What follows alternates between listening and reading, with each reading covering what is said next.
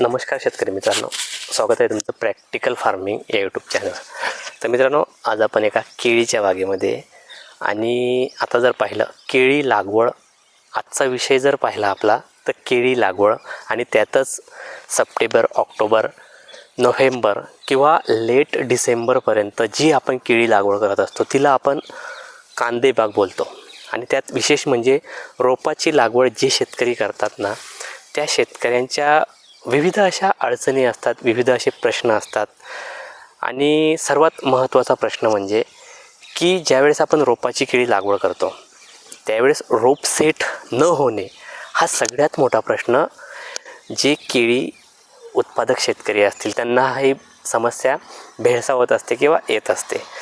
तर मित्रांनो, आता ही समोरची केळी तुम्ही बघू शकता, याच्यामध्ये सुद्धा जवळजवळ 20 ते 30% रोप मर याचा प्रॉब्लेम आला होता, म्हणजे रोप सेट होत नव्हतं.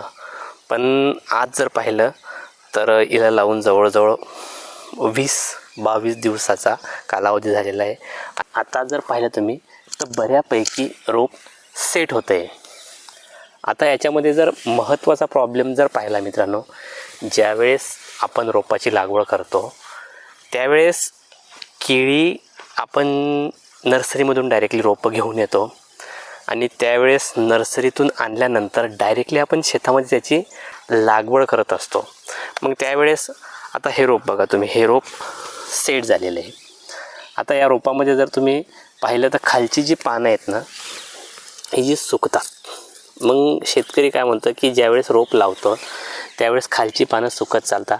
आता हे बघा, हे पानसुद्धा सुकणार आहे, हे पानसुद्धा सुकणार आहे. याचं प्रमुख कारण म्हणजे काय, हे पान तुमचं नर्सरीमधलं आहे. हे जे पान बघताय ना तुम्ही, हे नर्सरीमध्ये वाढलेलं पान आहे.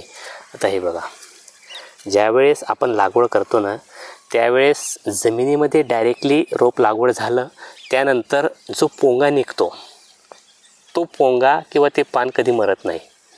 ते नंतर त्याचं जो काही अन्नसाठा तो साठवत असतो, त्याच्यानंतर पुढच्या जे काही पोंगा निघण्यासाठी तो साठवून ठेवतो, तेव्हा ते काहीतरी कारणास्तव होत असतं. पण हे जे पान आहे जेव्हा आपण जमिनीत लावतो ना, हे पान तुम्हाला कोकोपीटमध्ये, हे जे पान दिसतं हे कोकोपीटमध्ये फ्रेश दिसेल तुम्हाला, त्याची वाढ होत राहील.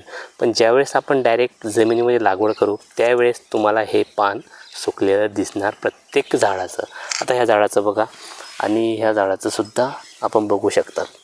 जे वरचं पान दिसतं आहे ते जमिनीमध्ये लागवड केल्यानंतर आलेलं आहे आणि ते 2 पानं दिसत आहेत ना ते नर्सरीमधले. मग एक कारण की ज्यावेळेस आपण केळी लागवड करतो त्यावेळेस शेतकरी म्हणतात की केळी सेट होत नाही, केळी सेट होत नाही, फ्रेश दिसत नाही आणि पानं सुकत आहेत. याला घाबरून जाण्याचं काहीच कारण नाही.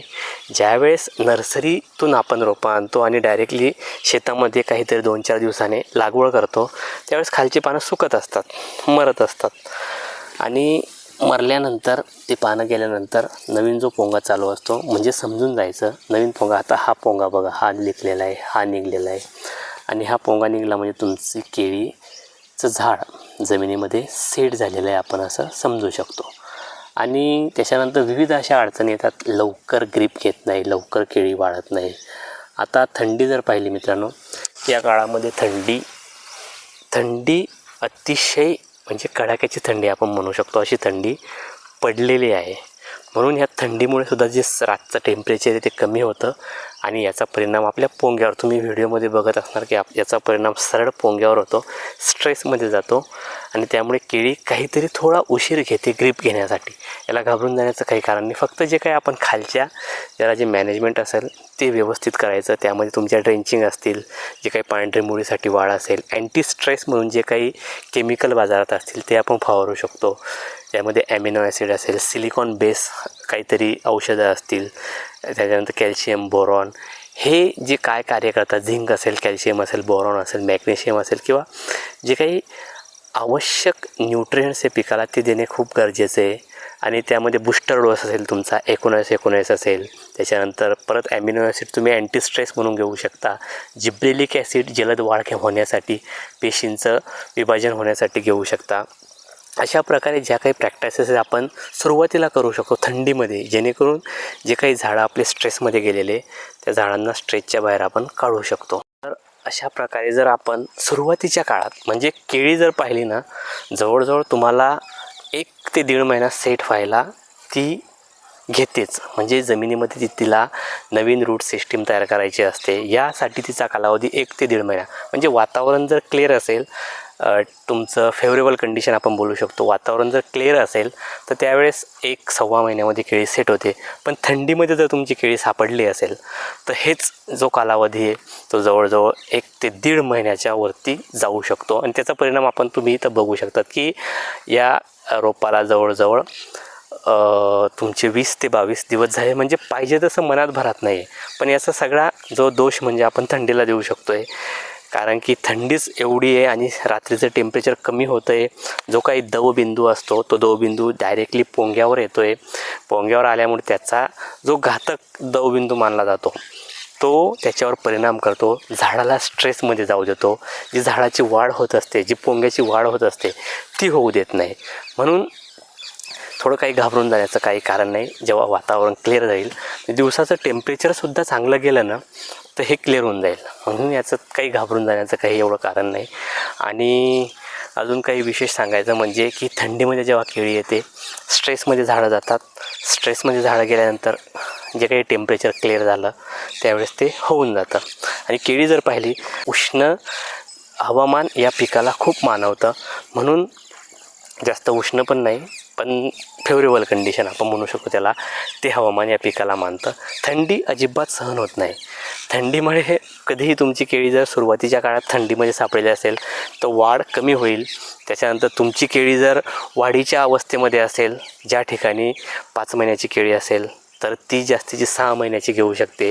ज्यावेळेस घड निसवत आहेत त्यावेळेस घड निसवण्यासाठी सुद्धा तुमचा 1 महिना लेट घेऊ शकते. ज्यावेळेस साईज व्हायची आहे, म्हणजे थंडीमध्ये सापडले तर हा प्रॉब्लेम किंवा या अडचणी येऊ शकतात.